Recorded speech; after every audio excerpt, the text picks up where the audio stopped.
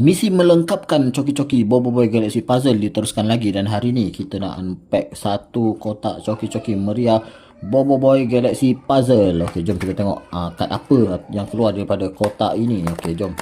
So first kali kita kena tarik apa ni, dia punya tempat ni untuk kita buka kotak 3 segi ni, dan kita tengok dalam ni ada coki-coki. Kalau korang tengok sini ada coki-coki dan ada sampul warna merah.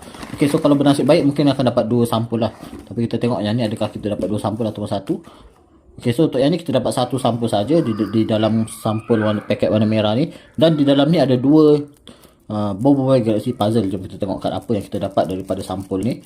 Okey, so kita koyakkan dulu.